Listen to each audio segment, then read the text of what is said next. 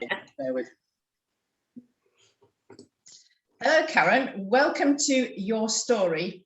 This is the slot where we, Henry and Henry, Graham Henry and Annette Henry, ask people to relate their remarkable stories, and yours really is a remarkable story. Could you tell us how it all got started? Yes, thank you. Thank you for inviting me to talk. Yes, so where did it all start? So let's go back to 2008. And I was working in a neuro ICU, so very, very stressful environment, neurosurgery. And I had a really bad year when it came to health, basically some really bad migraines. So there was a lot of stress going on. So as well as working in the kids, and I was doing my critical care degree and some personal issues. So the migraines just got worse and worse and worse.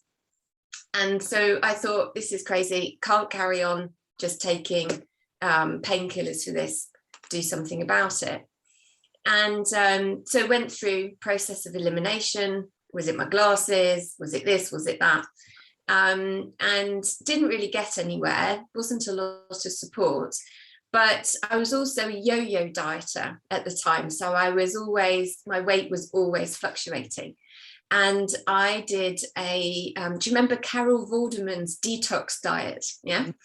And so I did that. So it was cutting out all these different foods and I felt so much better. So I suddenly thought, okay, so maybe it's something that I'm eating.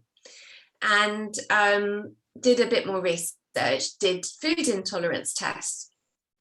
And just, I think it was the day before my 40th birthday, they phoned me up and told me that I was intolerant to dairy and to yeast, as well as some other things, but they were the main ones, which was an absolute disaster because that was all my favorite foods. It was bread and cheese and cake and wine.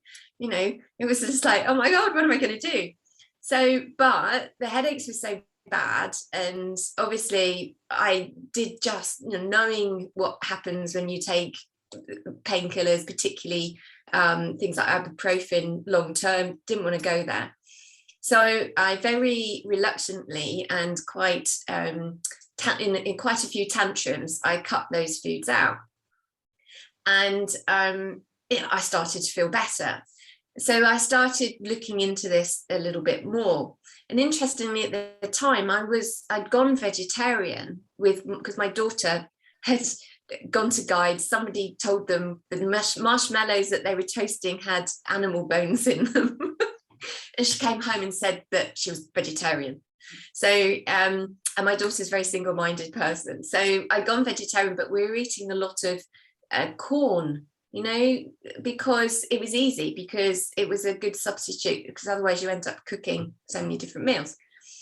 So I had to do lots and lots of changes, started to feel better, lost weight without even really thinking about it. And that was just like, whoo, this is great. I'm eating loads of food. And that was just by cutting out those foods. And then rather randomly, we ended up moving to India for nearly 3 years. And whilst this was my husband's job, we took the kids, everybody thought we were crazy. And whilst I was there, I wasn't working. So I decided to study naturopathic nutrition because I wanted to understand more about this food health connection. And I met this amazing woman called Dr. Nandita Shah, who runs an organization called Sharan. And she teaches about using food as medicine. And her aim is to have a diabetes-free India, because it's a huge problem out there. And I was just so inspired, not so much by what she was teaching, but by her, because she just glowed and had all this amazing energy. And I thought, okay, now that's what I want. And so I went to quite a few different courses that she did, and then transitioned to eating a mainly plant-based diet. Now, living in South India, that wasn't too difficult because the meat was like, I'm not really too sure, and the fish was, we're inland, and you know, it wasn't that difficult. And continued to start feeling better. So, and that's when I started the sensitive foodie. So sensitive foodie came into being whilst I was there, because I started to blog about just putting up some of the different recipes that I was doing. And it was... Did it actually start as a blog then? Is that how it started? Yes. So the sensitive foodie was a blog.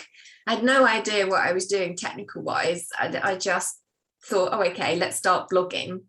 And that's where it started. So when we moved back to the UK, I nearly finished doing my nutrition studies, and I wanted to share the things that I'd learned with other people. So as well as going back to working in intensive care, this time general intensive care, because my son was one of those boys that always having accidents, and it was just too close to home.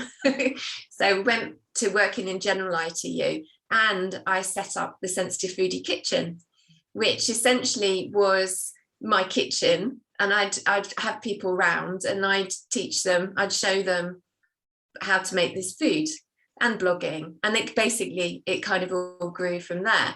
The problem was that at the same time it was just a bit too much, and I started having problems with my eyes. And then one day, well, it wasn't quite that dramatic, but I started getting this excruciating pain in one of my eyes. And then over a couple of days, I lost the eyesight in it. And lots of investigations, a few months down the line, lots of denial about this. They diagnosed me with multiple sclerosis.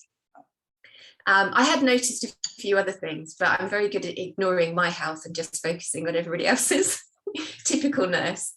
And so I realised that I couldn't carry on doing what I was doing.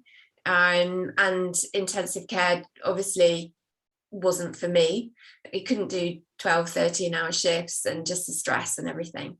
So I focused on healing and also carry on doing the sensitive foodie.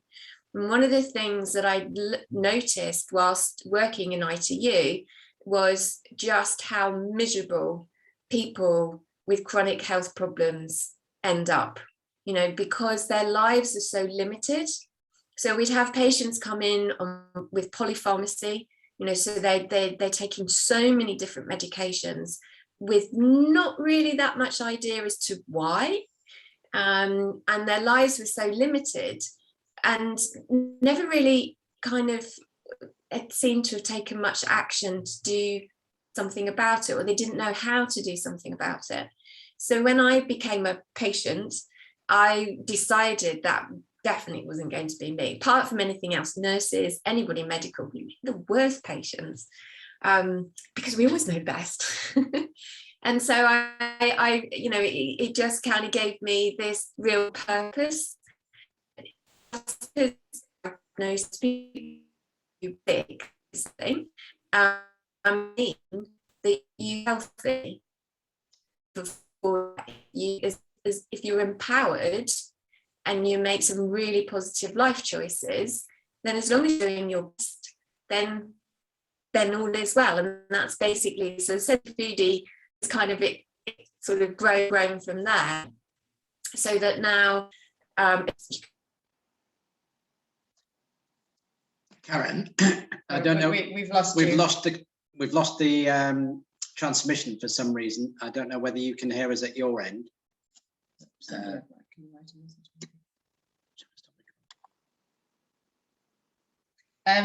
Apologies to everybody for the break in transmission, and you may notice there's a different background for Karen in a moment when she starts talking again.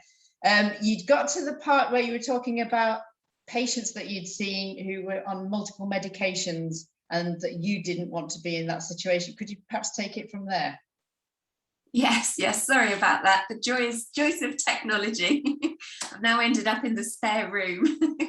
So yes, so I was saying that the patients that we had in, so many of them were on all of these different medications, and they didn't really know why they were taking them, how long they needed to take them for, or even what they did. But also their quality of life was really was quite low and limited, and it just made me realize that you can be sick, but you can be healthy at the same time. And a lot, so just because you've got a diagnosis, or even that you may have some limitations in some way, doesn't mean that you can't lead a full and healthy life. And that's what I wanted. I wanted to empower myself to be as well as I possibly could, because there's so many things I want to do, but also to then help empower other people to do the same. And knowledge is key to this, because there's still a little bit of almost like secrecy, I guess, and but there's so much more information out there now, a lot of it conflicting and a lot of it very confusing for people as well.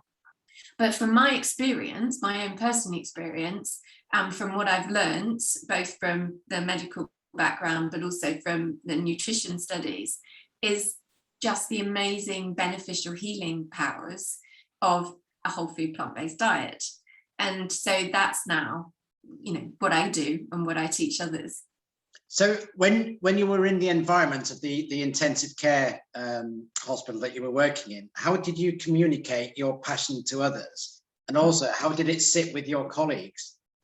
Yeah, well, the thing is, in ITU is not necessarily the right environment for that, apart from anything else. I mean, obviously, a lot of my patients were intubated and ventilated, so couldn't really have much of a discussion with them. But then there were people who weren't, and you'd end up sort of 12 or 13-hour shifts. But also, so you talk to them for a long time, but you do have to be very, very careful with what you can say to people, because of how can I put it? It's just, you have to be really ethical. So you can, I couldn't say, well, stop taking that and eat more peaches. You can't do that. But you can have gentle discussions with people. I remember really vividly, we had one chap in who was morbidly obese, and he'd been really sick, and he was really difficult to look after from a practical point of view, because we needed to have a special bed, we needed to have special equipment, we needed more staff to move him.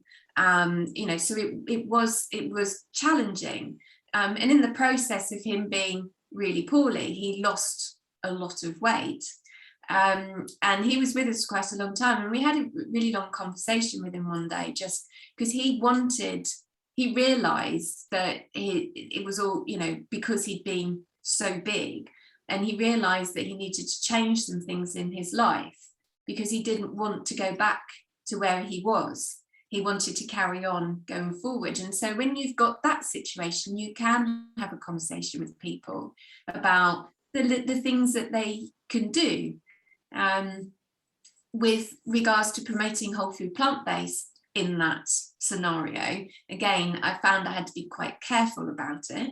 But you can still put simple things in there. Well, eat loads of vegetables, eat more whole grains. So it's the way that it's presented, I think. So it's very much about picking the time and the conversation. And with my colleagues, I think it's probably changed now, I hope. But it was interesting, because I had to avoid dairy because of my migraines. There was this connection between, if Karen eats that, then it's going to make her ill. So that was almost like I had permission not to have it. And nurses love cake, biscuits, all of those things. So we often would have, I shouldn't really say this, but we had afternoon tea. Sort of like, because we rarely got a break, so there was often like a little tea trolley, and people would make cakes and things. So the conversation would come up, and it was always, oh, poor you can't eat this, and I'd try and say. But I had a colleague who'd gone plant-based because of a family history of heart disease, which he wanted to avoid, and he got given a really hard time for not eating the cake. And like I say, I think now times will have changed. I hope so anyway. But it was interesting to see that position, just, it's okay if it makes you ill, but why would you choose not to have it? The pressure to conform is very powerful, and this is something we often address in the conversations we have, in what we're doing. And there is a lot of peer pressure, and a lot of people don't want to feel they're the odd one out. So it can be quite lonely out there as well, can't it? What I'd like to know as well, just to go back, you mentioned about the diagnosis of MS, and you were working at that time in the ITU. How did, in terms of the way you were eating, do you think that alleviated the symptoms? And presumably it was, you probably felt tired and fatigued through having that condition, but in a very busy environment. How did you manage that? Yeah, I mean, I think so. When it came to the episode with my eyes, when I couldn't see, I was off work for about 3 months. And then when I went back, it was really challenging. But the thing is, so many chronic health conditions, it's not just the food. There's so many, it's lifestyle.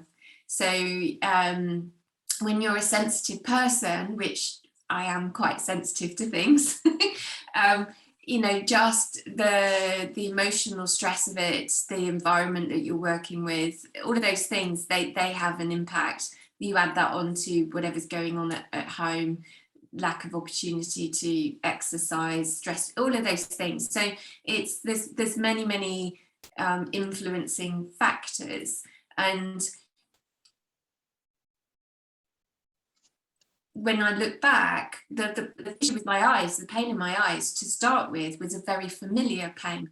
So this wasn't something that really came out of the blue. This is something that had been building up.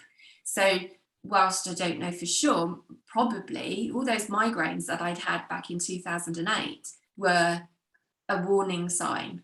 Right. I'd suffered with headaches all my life, and is it so and probably, even as a baby, apparently just used to vomit everywhere after I'd had milk. So it was a bit, looking back, it was, this was something I'd had all my life, and that has an effect on your body. So my body was constantly coping and compensating. And there is a suggestion that there is a link between one of the proteins in dairy and MS, because they're quite similar. So if I had all these food intolerances and my body had been coping, then it recognized my own proteins as this thing that it needed to deal with, and therefore, it starts attacking. So this had probably been brewing for many years, and it just came to a head. So I definitely, I strongly believe that the actions that I took by cutting out dairy and then going plant-based has made the journey less damaging, and yes, I have MS, yes, I've got some lesions, but that's just the way it is, basically. Yeah. Could I ask, just in case there are people who don't understand or don't know what it is, what is MS? What actually does it mean to suffer from it? That's a very good question. Yes. So a sclerosis, let's break down the words. So sclerosis is basically part of a collection of nerves which have had the myelin sheath broken down. So the myelin sheath is a fatty coating that goes around our not all of our nerves, but some of our nerves, and it's sort of, when it shows up, it's like white matter. So in your brain you've got white matter, and then you've got grey matter. So this is the white stuff.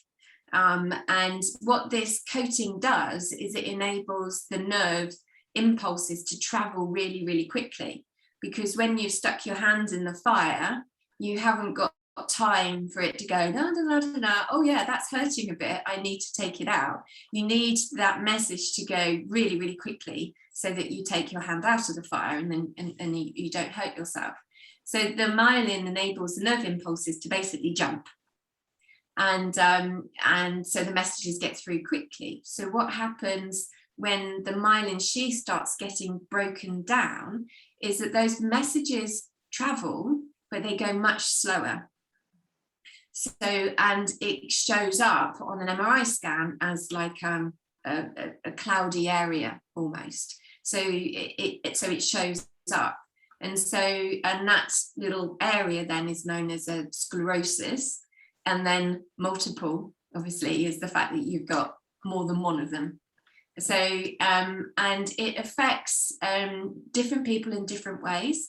So it really depends upon what part of your brain is affected.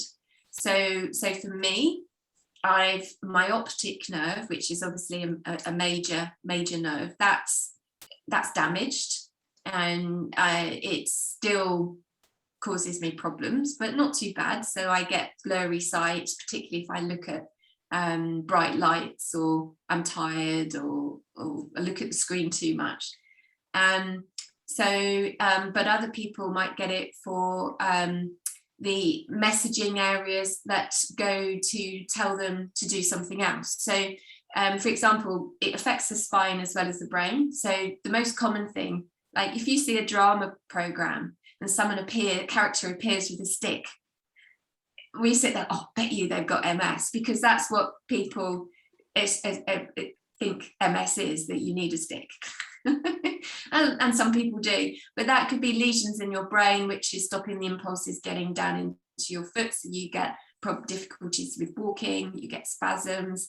It can affect your cognitive behavior, so memory loss, severe brain fog, fatigue. It can affect your bladder, your bowel. It can send the weirdest messages. So I sometimes get really, like I've got a rash and it won't stop itching, but there's nothing there. So for some reason, there's just telling me that there's something there, and there's not. So it can affect you from absolute head to toe. Can I also ask then, apart from obviously the things that you gave up, like the dairy, that's obvious it was causing a direct problem, which was apparent to you. Why do you think, based on everything that you've learned, a whole food plant-based diet is beneficial? Because people don't often see the connection between those effects in the body and what they eat. So what's your take on that? Well, there's a couple of different reasons, but the main thing is that multiple sclerosis in its initial form, so there's different types, but in the remitting and relapsing form, which is where I'm at, it's a condition of inflammation. So your body is attacking yourself. So when you're eating a whole food plant-based diet, you are flooding your body with amazing healing nutrients to start off with, but also it's a very, very anti-inflammatory. And so it just helps to calm everything down. Also, a lot of autoimmune conditions are gut related. So there's really interesting research recently about identifying specific bacteria that they find in the gut with people with MS that other people don't have, and likewise some bacteria missing. So again, whole food plant-based, awesome for gut health, all that fiber, nature's Brillo pad, cleaning everything out, but also to feed the microbiome, which is that area in your gut of the friendly bacteria. So it's going to help you heal. But also MS in particular seems to be a condition related to fats. So the research that's been, there was a huge, well, it wasn't a huge study, it was a very long study that went on for about 34 years, I think, something like that. So it's very rare, by Professor Swank on people with MS. And it showed that if you ate a lower saturated fat diet, then you had much better outcomes. So as well as eating lots of fruits and vegetables and whole grains and everything, and low saturated fat, better outcomes. And his study is really interesting because the people who carried on, who managed to carry on the program over all of these years, generally, most of them were okay. the people who couldn't continue doing it, they had quite a lot of deaths and big increased disability as well. So there's still a lot to understand. You know, it's as with so many conditions, they still don't know what causes it. So until you know a cause, you can't find a cure. But ultimately, there are various different factors. There are some genetic factors potentially, but then not everybody has them. And so low fat, obviously, whole food, plant-based, well, you can't get much lower fat than that. The sad thing about it for me personally is the fact that I love coconut. And I can't have coconut.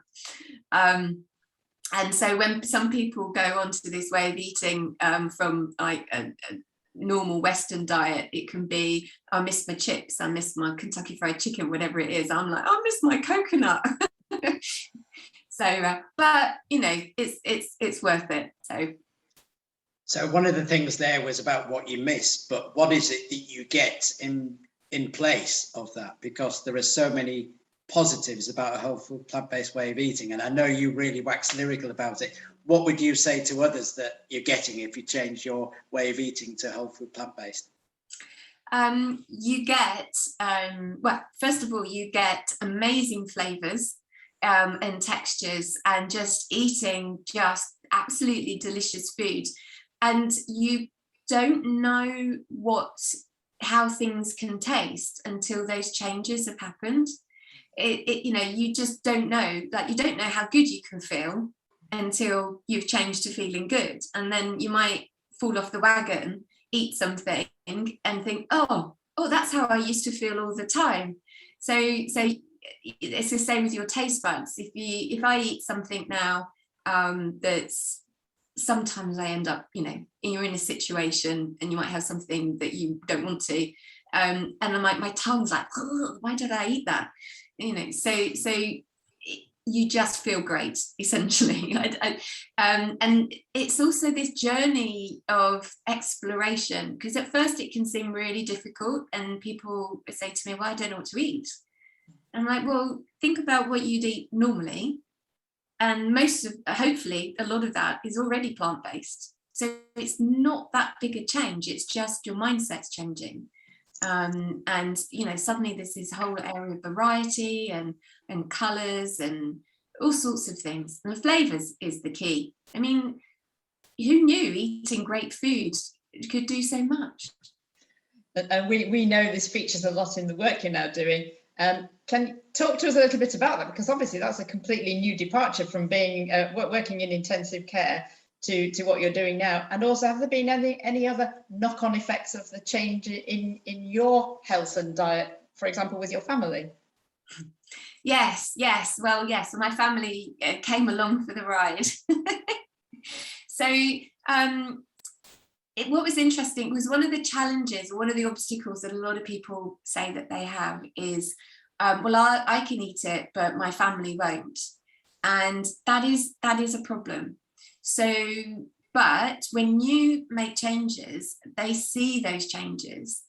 And when you learn, some people don't really know how to cook as well. So when you learn how to cook and create delicious food, and they can see those benefits in you, then you don't need to tell them. They tend to kind of move along with you anyway. And that's certainly what happened in my experience, because to start off with, back in 2008, when I, you know, cut out dairy, I was cooking 3 meals in the evening, because there was the meal for my husband and my son, then there was the vegetarian version for my daughter, and then there was my version. And it was really, really hard work, but I didn't want to impose what I was doing on them. But gradually over time, it was, oh, we'll just eat whatever you cook, it's fine. If we want to eat something else, you know, my husband travels a lot with work, the kids were at school, it was kind of like, you know, we'll have that. But they slowly came over, and each one have fallen. So the first one was major one really was my daughter. So as I said, she was already vegetarian, But when we were, the second half of our time in India was longer than it was, we stayed longer than we meant to. So she chose, and it wasn't my choice, chose to come back to the UK and go to boarding school to start her GCSEs. And basically the food was awful. And they just gave her loads and loads of dairy and cheese and stuff like that. And she has a joint condition and she got worse. So when it was getting quite disabling.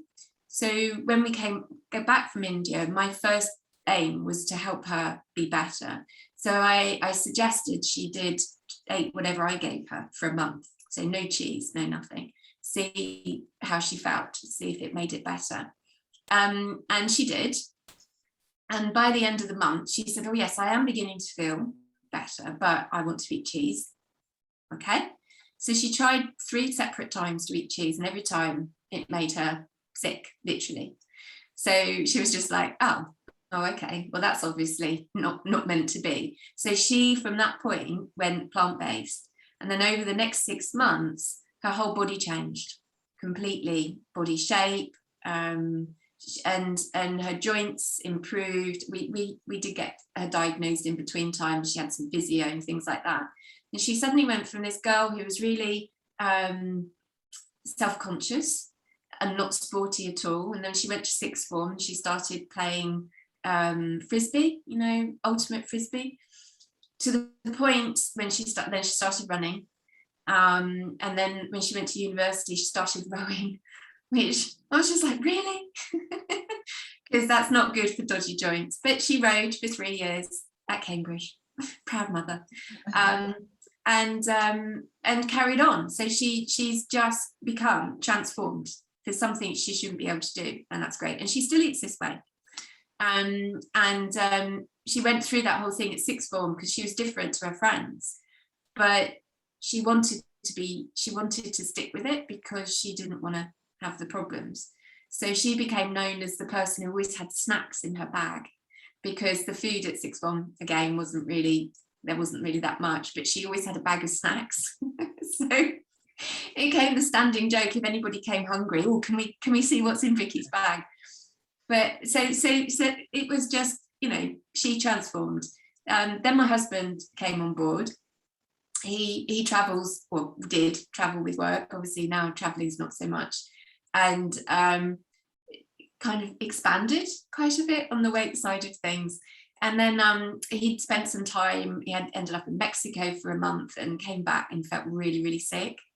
And then we went to America on holiday and it just came back and he said, I feel so ill.